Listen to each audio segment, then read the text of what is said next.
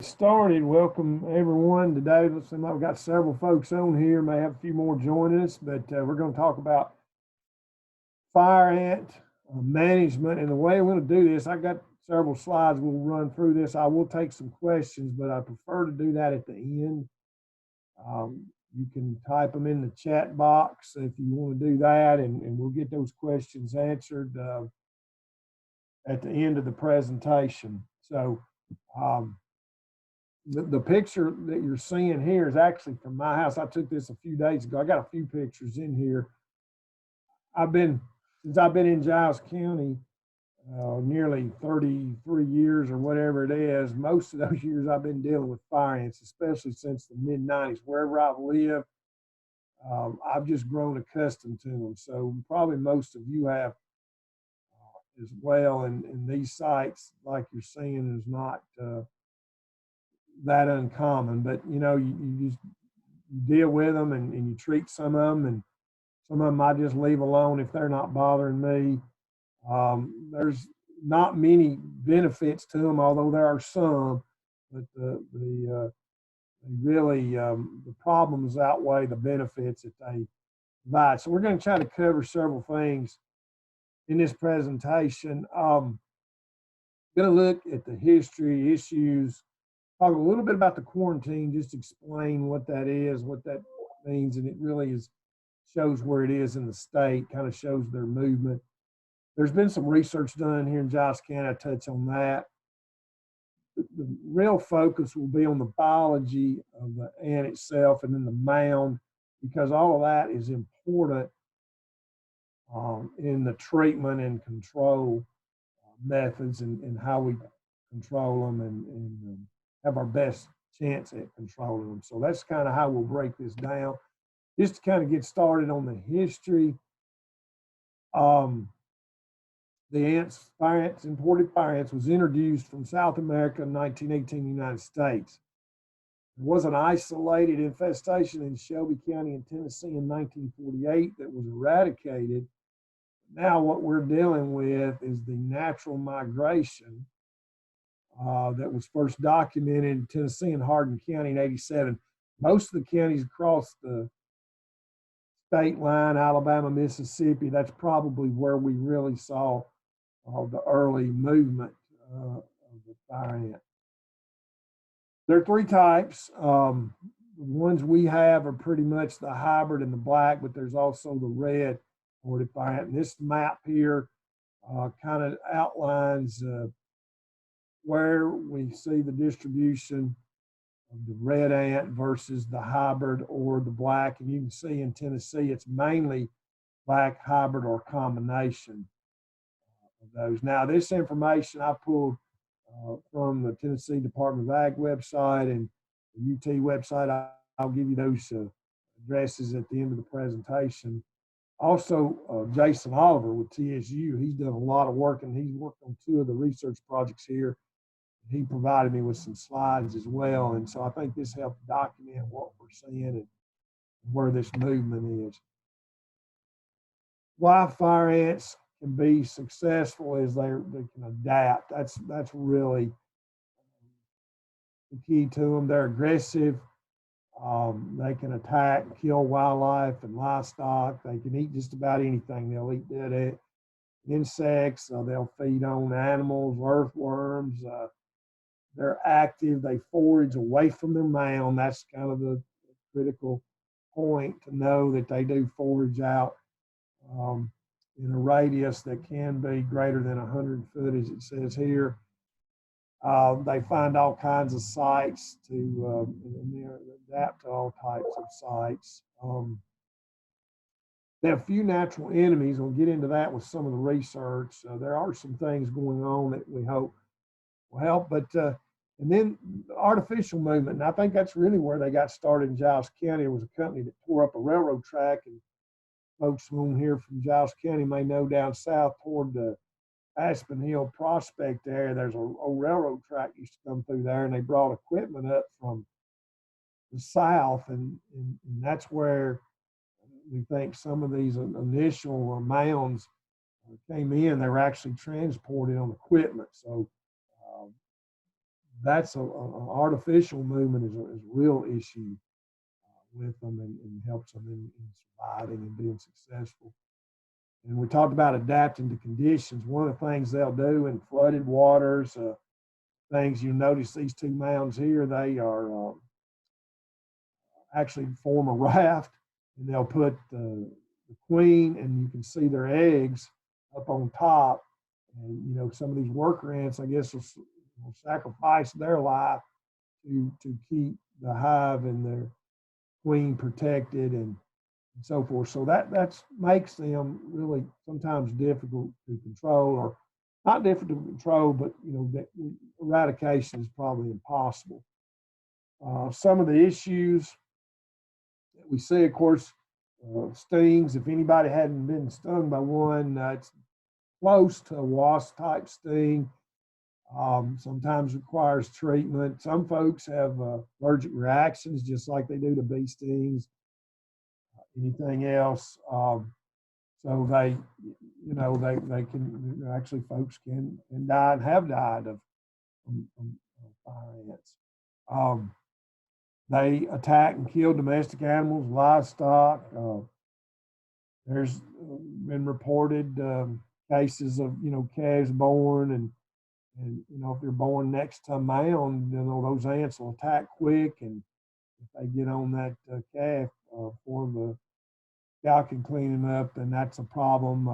So there are livestock losses from the attacks of these ants. They damage farm equipment, lawnmowers.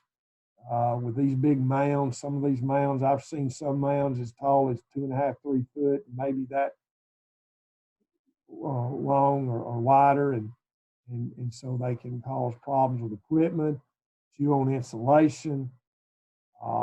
They can shut down air conditioners and things as a result of building nests, chewing on insulation, those types of things.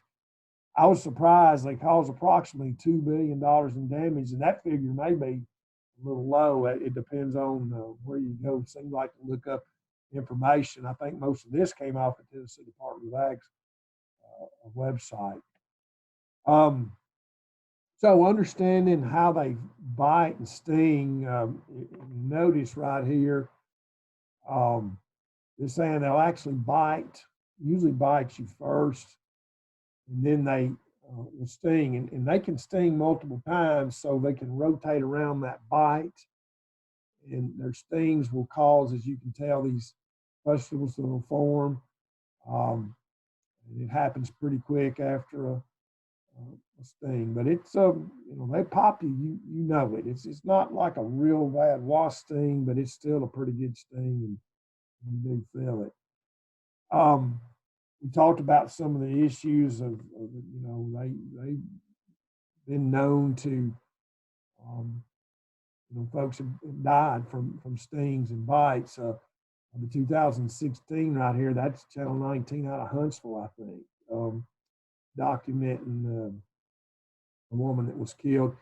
The scary thing is this one right here. This is back from 1998, and I had heard about this one before. This side actually came. I got this from Jason, but there was a report of a couple of cases down in Mississippi where two elderly patients in a nursing home were both found, and I think these were two different nursing homes, but they were found covered in ants.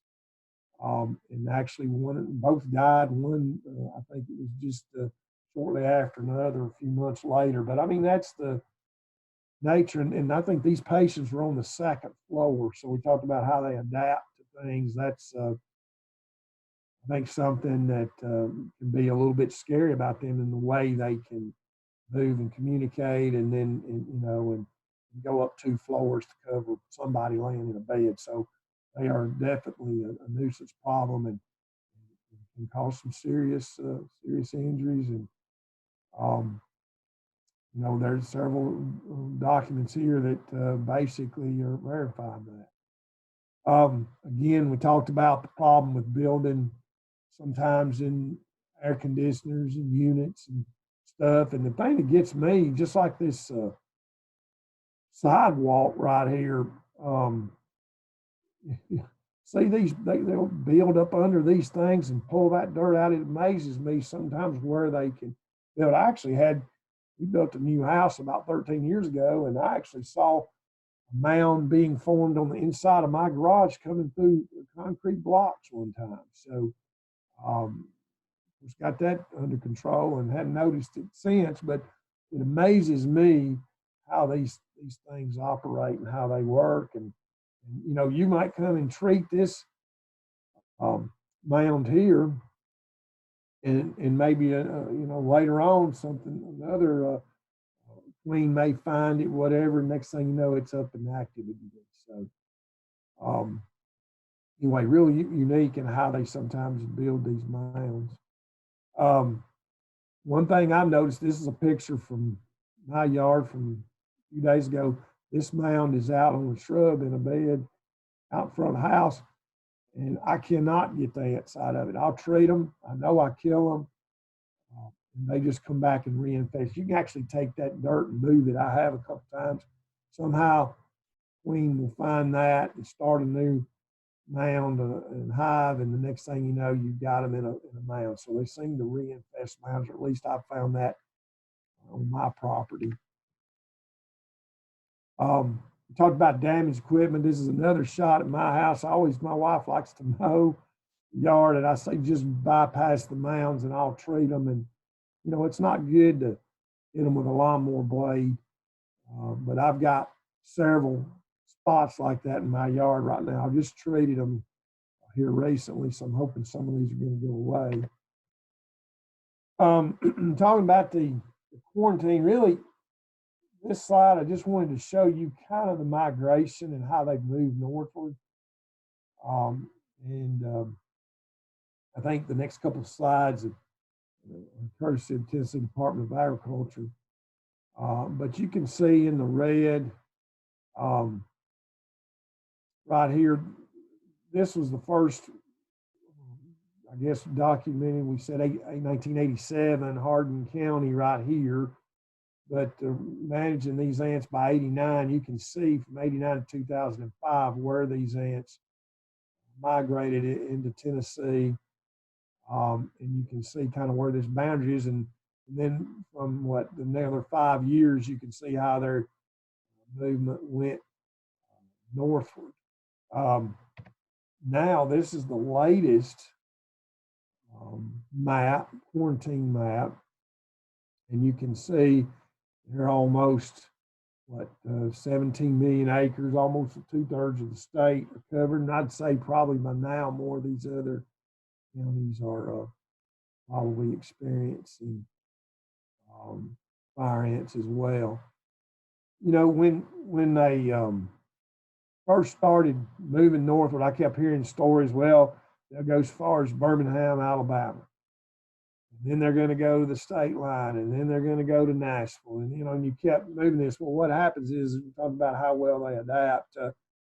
They sort of, if they survive a winter, become immune. They build up that immunity to the cold weather to some degree, I think, and that's some thoughts is that some mounds will actually freeze out if we get the right kind of winter. Those that survive then will be able to move forward and continue to survive. So. Something that, as we see, they continue to march northward, and again, we're seeing how they adapt to the conditions and the environment. Now, I wanted to show these signs just from quarantine. We could spend a whole session on discussing the quarantine. I do have one slide in here. This was from Jason, his presentations, but basically just so you understand the quarantine.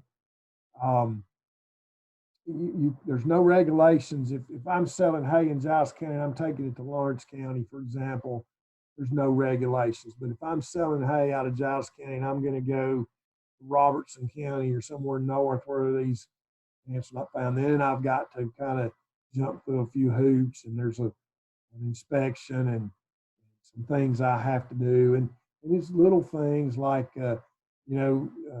this hay has to be picked up pretty quick after it's baled, and you cannot move those bales that are stored in contact with the ground. You have to get the bales that are stacked. So there's a lot of things, and that also is true for landscaping. plants, transplants. They have to be drenched and stuff before they can move. So that's really what the quarantine's about, trying to prevent these ants because we know they hitchhike and that's how they move forward. And so we're just trying to keep keep them from moving northward and introducing them somewhere where they're currently not found. But anyway, we can go into great detail about that, and it's another presentation. But if you want to know more about the quarantine and what needs to be done, you can go to the Tennessee Department of Ag. They've got a lot of good information there that will talk about the quarantine and what needs to be done. Briefly, a little bit of the research in Giles County. The first time I ever met Jason Oliver, he called me and he said, I'm going down to look at a study. Would you like to ride? And I did. It was one of the hottest days in August I've ever been. And we pulled down right on this old railroad track right in Aspen Hill and walked up through there and looked at some of the largest mounds that again, I've ever seen. And they were looking, I think they were just studying the biology of these insects because they were new to us. And one thing they were looking at was queen releases. I think they had some traps and we're just monitoring queen releases and so forth. But just trying to learn a little bit, I think, about the mound and the biology, so forth. In the mid-2000s, we had an opportunity to work with Karen Bell. She's a UT specialist that focuses on fire ants, and we did a pasture study. They were looking for a producer that we could go out and do a pasture study. And we were looking at the baits. We set up this demonstration using these circular areas, and we treated these areas and we monitored them. We'd go out, I think it was like every 2 weeks, and we'd take a trial, and they taught us how to knock the top off the mounds and watch them boil out, and we could estimate numbers, whether they was 100,000 or 200,000 or whatever, which was really unique. But we did that over a summer, about a 10 to 12 week period, looking at the baits. And I'll talk about how the baits work, and that's kind of what we looked at. Bottom line was we found out they were effective. And there are different types of baits, and when we get back to the control part of the presentation, I'll cover those thoroughly then. And then 3 years ago, Jason was reaching out to us again for a site. Now they selected a site in Lawrence County and a couple in Giles County to begin looking at a fire ant virus. We talk about natural enemies. Well, they had found that some work was being done in Florida, I think, with one of Jason's cohorts, and they were finding that they thought they could inject this virus into some mounds and spread it around. And it was, and in Florida, it was working, but they have primarily the red imported fire ant, where we have a hybrid or black. So this is really what we did. They sent us these dead ants that were inoculated with the virus and crushed them up and put some sugar water with them, and so the ants would feed on them. And when we went and poured them in these mounds, and that was pretty interesting. And then they came back and studied them over a period of time. And so here's kind of the results of one of the tables that was in the results that Jason and them had prepared. And I thought there was something really interesting that happened. The virus, the strain that we were looking at was this third strain here, where you can see there was one mound, I guess, totally found in Lawrence County out of all the ones treated here. They found this at one of the sites. But one thing they did discover is there is, I think it may be the hybrid of the black, but anyway, there's this fourth generation, whatever, of this virus.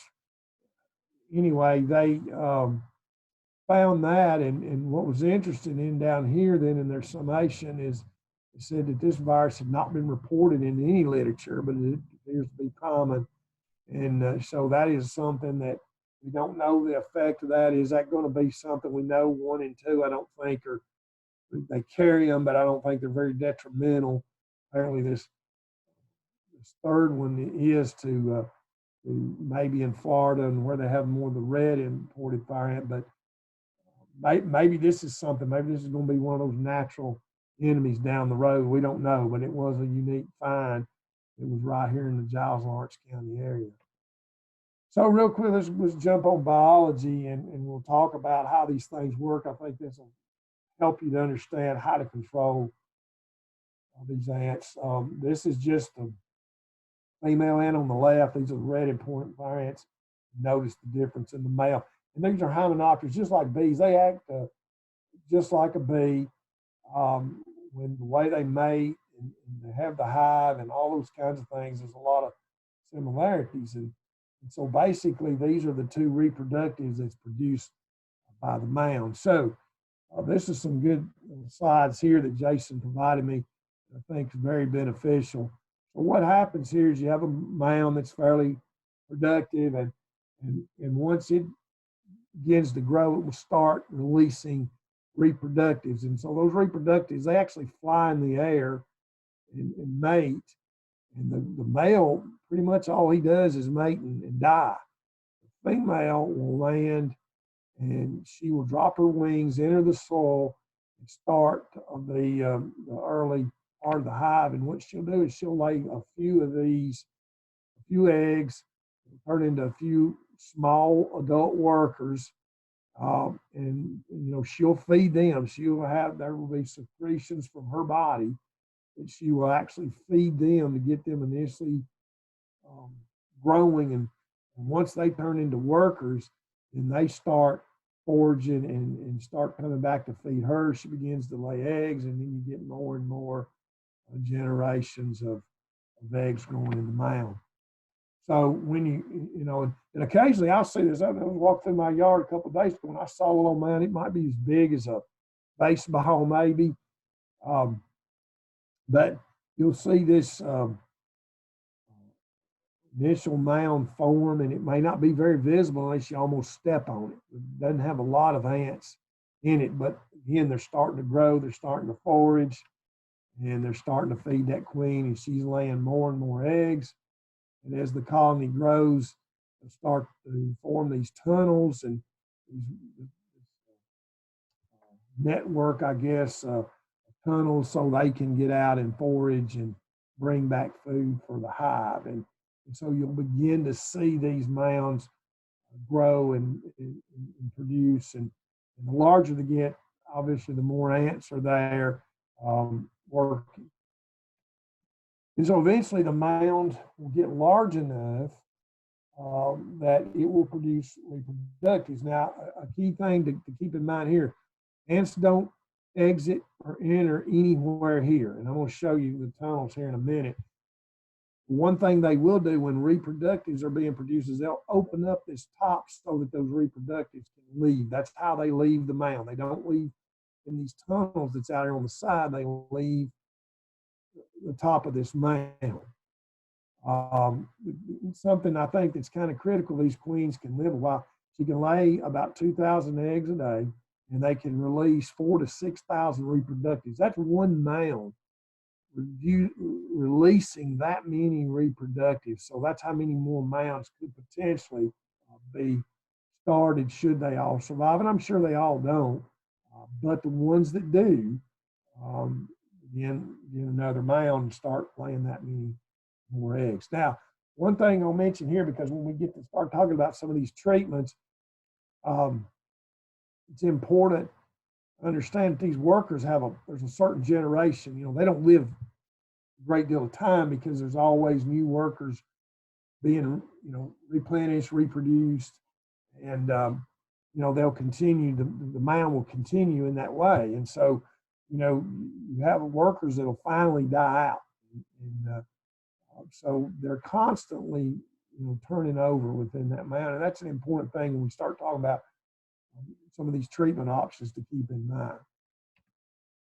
Now, another thing when it comes to the treatments, really, is this kind of puts one of those myths rest. I used to hear about people talked about using all kinds of stuff, and they say, "Oh, you can just throw some grits out there, and they'll consume these grits, and they'll swell up and blow up, and all this kind of stuff." Well, that is not the case, because they have this 1/4 instar larva. This larvae will actually is the only generation that can consume solid foods. Yeah, you may throw grits out there, but you're probably just feeding them, because what happens is these worker ants will go out here and find the food, and they'll bring it back into the mound, and they'll lay it right in front of this fourth instar larvae, and that larvae there will eat the solid foods, regurgitate it, and then they feed the worker ants and spread it through the whole mound. Now that is really key, because when we start talking about baits, that's kind of how they work. When they bring a bait in, they'll feed it to this larvae, and that larvae will chew it up, regurgitate it, so the other ants can, consume it into a form they can consume, and they'll just spread it through the whole hive. So that's basically how that gives us these baits and how they work, and we understand, how we can control them a little bit when we're using some of the baits. So anyway, that's kind of a unique operation that they have going there. Now, looking at the mounds, these are typical mounds here. You'll see they will tunnel to the water table, so they go deep in the soil. They'll move all this soil out, put it up here. But the thing to understand is you have these foraging tunnels. So worker ants move in and out of these foraging tunnels and go out and find the food they bring back in to the mound. So as you can see here, here's an example. This one's kind of uncovered. Sometimes you won't even see those tunnels. But the ants can, they'll go through these tunnels and find food and bring it back into those fourth instar larvae. I had a gentleman, we talk about things we can't use, and I've got a slide on that later on. I've always heard when we first started dealing with these, and we were getting calls, we could get 2 or 3 calls back in probably the mid to late 90s.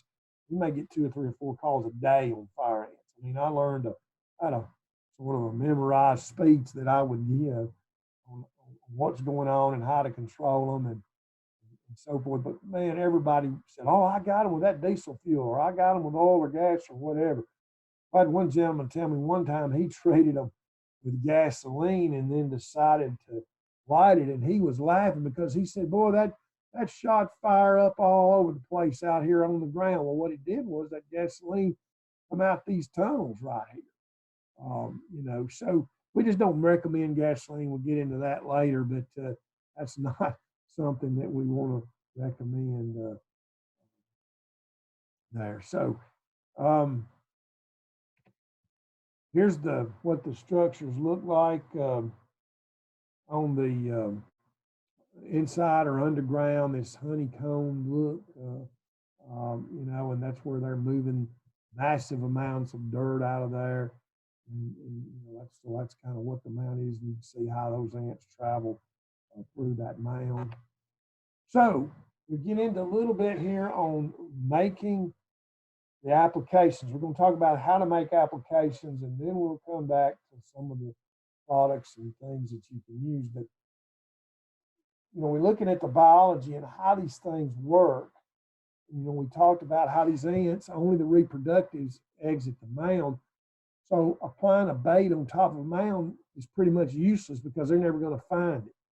So when we're applying baits, we want to make sure that if we're doing individual mound treatments, we're applying those baits around the outside where these tunnel exits and entries are, because we want those ants to come out, find the bait, and take it back into the mound.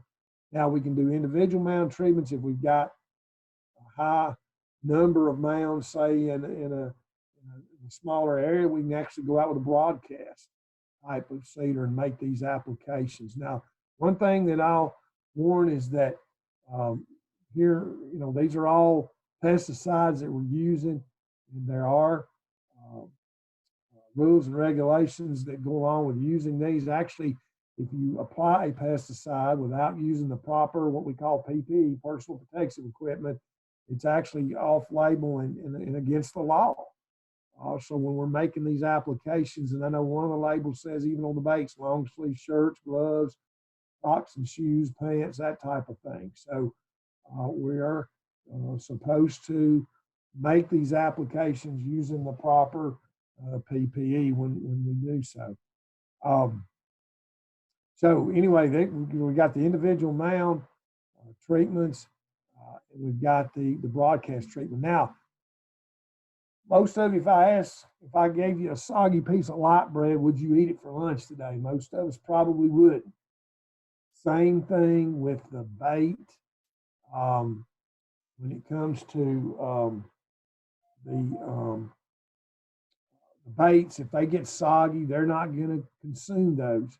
So Dr. Karen Vale, who is a UT entomologist that does a lot of research and work with fire ants, every presentation I've ever heard, she's always talked about the potato chip test, where you go out, if you get ready to say, I'm going to apply these baits, you go out, you punch up some potato chips, you throw them out on the ground, and you watch and see if there's insect activity. If they're picking them up and moving them, then you know if there's insects foraging, which means fire ants are foraging, they'll pick these baits up. But you don't want to go out and put them out early in the morning when dew's on the ground and that type of thing. Immediately after rain, you wouldn't want to do that. You'd want to wait till the dew dries up in the middle morning, late day. But I would still, if I was putting out a bait, make sure I'm not wasting my money. I would use that potato chip test. So that would save you a little bit of money. These baits are not totally cheap either. So I don't know off the top of my head the prices, but I know that they can be expensive. So you want to make sure that they're working. Another type of application will be a mound drench. And that's where we're usually taking some kind of insecticide. It could be a concentrate. It could be a dust that we mix with water or granular we can mix, whatever. And we make we call a mound drench. And you can see here the recommendation is to pour on top of the mound, then around, and then on top again. Now, back when you could buy DuraSpan over the counter, that's what I used and was very successful with it. And one of the things that's key to understanding is anytime these mounds are disturbed, they want to protect that queen. Just go back to that slide where they were floating on the water. They're going to protect her. They're going to move her. They're going to get her out of that mound, out of harm's way. So when you're making these applications, if you disturb the mound, the chances are that you may not kill the queen. And if we don't kill the queen, that mound's going to continue to live. That particular hive, she's just going to move and start over. And she's going to have some worker ants to start with. Something I used to do is I'd take a steel rod and I'd poke down in these mounds quickly because they will cover that rod. And I found the soft spot and I'd go down in there as deep as I could. I'd have a hand pump sprayer ready with my insecticide and I'd pour it to them. And that would be a great way to get it down in there and hopefully kill that queen. If you don't kill the queen, mounds are going to continue to be effective there and still viable. So that's kind of a key thing to understand when you're controlling these. Now, you can apply dust, and this is what I've gone to. I like the acephate dust. It's orthene. I think it's several other names you can buy. But you apply dust straight to the mound, and I like to go out, not on a windy day, but on a day before we're going to get a rain. And a lot of these things come in a canisters. You can see this canister right here that's about the right size, and they'll have a little lid you pop off, and there'll be a film on there that will be kind of be vacuum sealed. And I'll take a nail, poke several holes, and make it like a gigantic salt shaker. And then you can just go out and dust on the top of these mounds, and then let that rain slowly take that poison down into the mound. I think you got a better chance of killing ants and hopefully getting to that queen. And I've had pretty good success going that route. I don't really use the baits and I don't really use the mound drenches any longer. I like the dust and it's worked for me. That's just a personal preference, I guess. So here's some of the treatment options. If you want to put these down, I guess we're going to record this, we're going to post it, and you can come back to it. All of this is on the UT Fire Ant website, and I've got that address at the end, but you can go in there and all these publications that list a lot of this stuff is still there. There's a lot of good information, a lot of stuff out there to use. We'll talk about the baits real quick. The Amdro bait, is one of the more commons. Now, it will kill the ants. What it does, it's a bait that goes back in. The fourth instar larva chews it up, spits it out, and as the ants feed on it, it kills them. And as they feed the queen, it will kill her. The Amdro Pro is labeled for pastures and hayfield, one of the few it is. There's a couple that we can use out there. This is one of them, and you can make broadcast applications out in big fields, in pastures, hayfields, and that sort of thing. So you got the Amdro Pro is an option there. But again, they kill the ants once the fourth instar larva chews them up, spits it out. That kills them. Now, these other two guys work a little different. The steam is basically 100% insect growth regulator. What that means is they pick up the bait, take it in just like they would. Fourth instar larva does its thing, and they feed it to the queen, and it will sterilize the queen. Now, she doesn't lay any viable eggs, but the other worker ants, as their generations die, that mound slowly dies. And go back to that pasture study we did. These were some of the products that we looked at on these baits. And one thing that we saw was after a 10 to 12 week period, the mounds that were in the steam and extinguished plots were controlled as well as the ones with the Amdro that we got the upfront control. And there is some belief that these ants are territorial. So if a queen, newly mated queen, flies into an area where there's already an established mound, they'll attack and kill her. Now, there's some mounds that I don't think we have the dual multiple queen mounds here in Tennessee yet. I think if you go down to Georgia and some other places, they are. And they'll take in a queen, and that just, increases their numbers. But these single queen mounds that we have, they'll be territorial to some degree. So you get a little residual, I guess, if you want to say that, when you use the Esteem. And the Extinguish is a growth regulator, but it also has two components in it. It does have an insecticide. It will do two things. It will cause the queen to be sterile, but it will also kill some of the worker ants as they consume it. So it kind of is a dual thing, and I think it is labeled in pastures as well, I believe. But of course, both of these, Amdro Pro and Extinguish, would be real expensive to go pastures, but you can buy small containers and use them like around your lawn and so forth. The drenched dust options, like I said, acephate is the one I use. That's a dust. The deltamethrin is a dust. Some of these others, Herbal or 7 is a dust.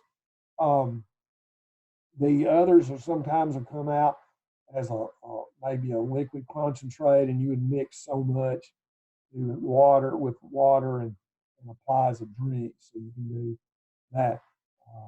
Spinosyn is another really good one. And it's a good one on the Colorado potato beetles and some other insects on the garden. Not everything is labeled on a home garden. Mention those real quick. That is one. Extinguish and Esteem, but Award is not.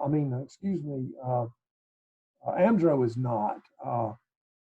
Amdro is not labeled in home garden, so if you can't use that, that's off-label use. Again, we talked about off-label use is against the law.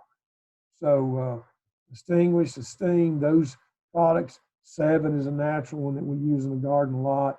So there's some garden options, but you have to be careful. There's a real good publication on the UT Fire Ant website. I think outlines some of these products, and it lists out there what can be used on vegetables and under different things. So all that is on the website. Some really, really good information. There's also, and this came out of Texas, sort of the Texas two-step method or two-step control. You apply the baits as labeled over the entire area. If you've got a big area you're trying to manage, and then you come back with follow-up and try to take out mounds that in high traffic areas, or maybe mounds that the ants may not have found. That broadcast area could be hit or miss if you're not specifically putting the bait around individual mounds. If you're just broadcasting, this may be a necessary thing to follow up and make sure that you're getting those mounds. And there is a SP 419 on the website that explains this. I've not done much of this. Like I said, I use the dust pretty much now. I think it works for me. Treatments we wouldn't recommend. We've talked about gas and diesel fuel and oil, but I don't know how many times I've been told over the years that this is the best thing and that's what folks are using, corn diesel fuel. Well, number one, that's not good for the environment. It's not labeled. It can be dangerous. We could probably make a long list of things that are negative about using gas, diesel fuel, oil out there. I've already mentioned grits. They don't work. Matter of fact, they'll eat them. They'll feed them probably to the fourth instar larvae, and they'll enjoy them. But they sure don't cause them to swell up and blow up and all that used to come out. These mound-to-mound cage battles, heard about all of those. Shoveling a mound on top of another mound, not very effective. And if you want to get stung, that's probably a good way to go try to do it. Hot water treatment, and I know even Jason had that in his presentation. I mean, they don't really recommend it because, again, that hot water may, if you don't get the clean, they're going to move it. If I'm going to go the trouble of moving hot water outside, try to pour on a mound, you'd be just as well to mix up a drench and just do it that way. There's also some other stuff on the internet about club sodas and wood ashes and I don't know other stuff, but those are not recommended methods, and things that we outlined in the previous slides are the best options. And there's a lot of them. There's a lot of options out there for it from a lot of label products. Then you have we talked a little bit about the natural enemies.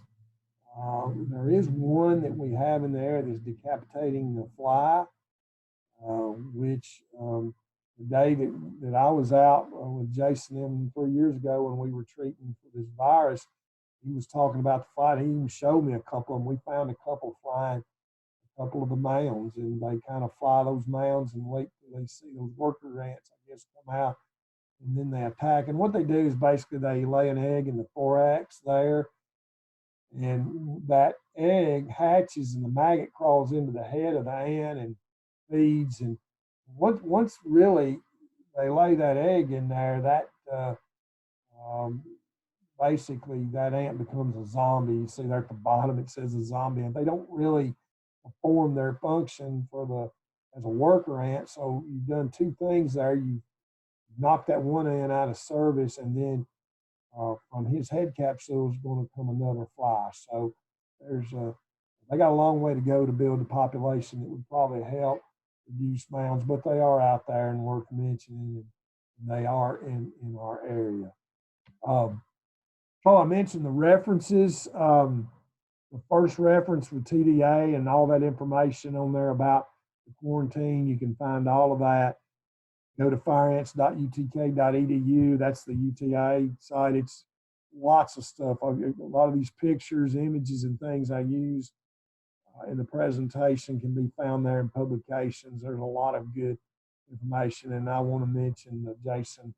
I told him I'd reference him because the work he's done, and he certainly was helpful in providing these slides. He knows a great deal of information, a lot about what the fire ants do. I think that's what they're studying. They're working in the nursery. I think he's located over the McMinnville area, and that's what they do. And they're constantly looking at things. One thing we may try this year, there is some thought that even though some of them survive the cold might disrupt the mounds. And one forage management practice that we recommend is in pastures is dragging to spread that manure around to fertilize and so forth, and use the natural fertilizer that you have there out of the manure.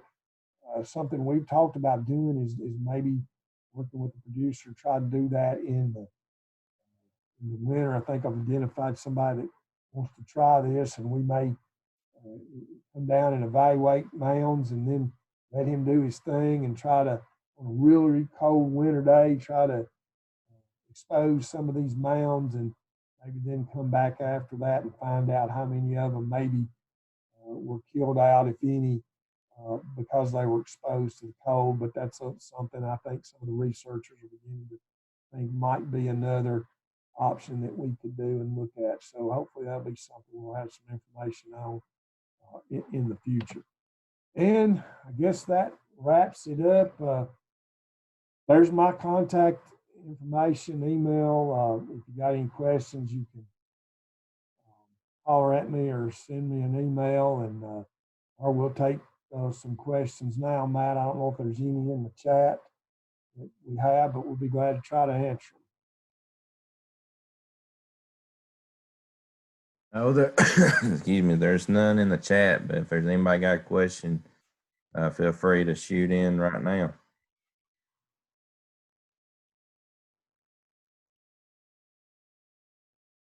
Well, I'm sure everybody on here deals with these things in some form or fashion. So I know what y'all are working because I live with them, and like I said, I try to treat them around the house and not in my garden spots, things I work. But sometimes maybe I leave a few out there hoping that they'll kind of discourage or attack new queens. I don't know if I mentioned those queens can, they can go a few hundred yards to up to 10 or 12 miles. They can fly a great distance before they land and start a new mound, new hive. So that's one of the things that I think we'll always battle them. I don't think we'll ever go out there and say I'm going to eradicate them out of my yard and then I'm done with them. I don't think that's ever going to happen. I think they're going to, because of their nature. I think we'll always be dealing with them. Maybe these populations have leveled a little bit as they've moved northward. I know I don't seem to see them heavily populate fields like maybe we did back 15 years ago or so. But anyway, I think we're going to continue to live with them. There's no doubt about that. Okay, Kevin, we got some questions here in the chat box. All right. All right. First is a comment from Amanda Mathena. She says, as of right now, there is no allergy injection serum for those who are allergic to fire ants, just for your information.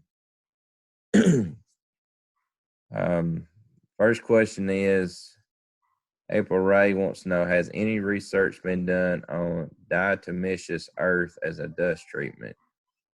Well, I took that out. Actually, that was in my slides that you asked on that one slide where I listed all those products. I did have that. You can put it out. You can put it in your garden. Matter of fact, I think that's where I had it listed. It's not as effective as some of the other things.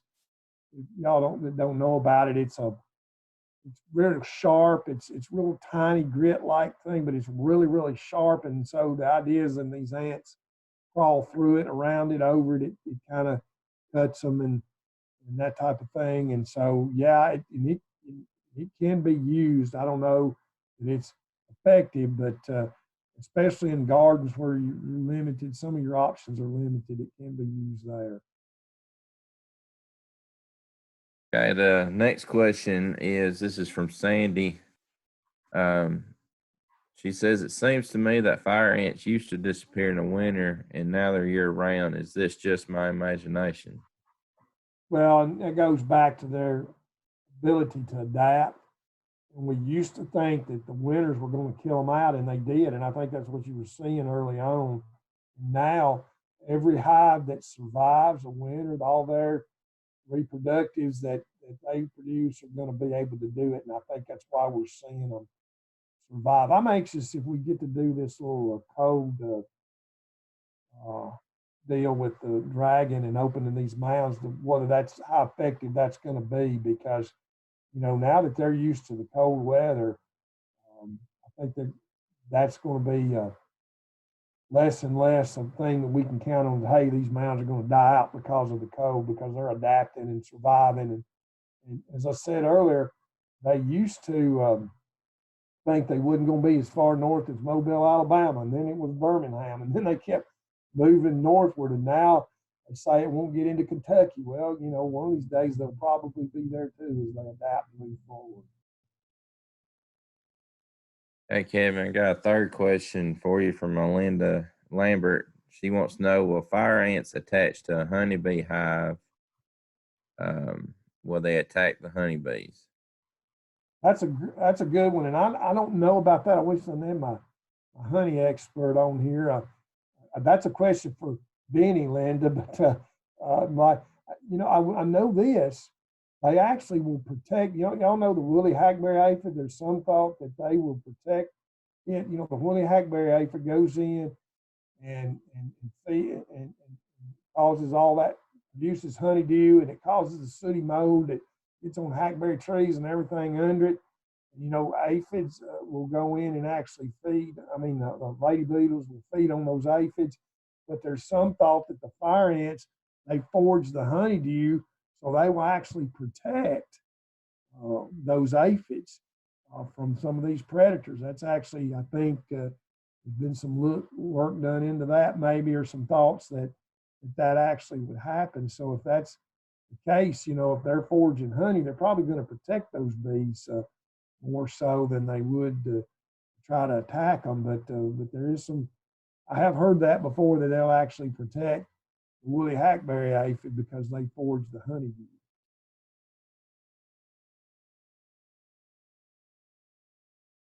Okay, Got any Kevin. more, Matt? I don't see any more questions. I have released a poll to everybody, so if they would just take a moment, that's just 5 questions. If they would fill the poll out, we would appreciate that. Is there anybody that's got any more questions for Kevin?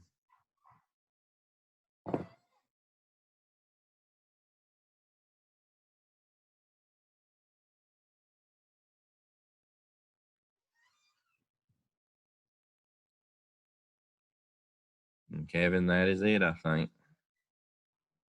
All right, enjoyed it. Hope everybody learned anything. They got my phone number, my email address. They can holler back at me if they need to. And while we got some of the team on,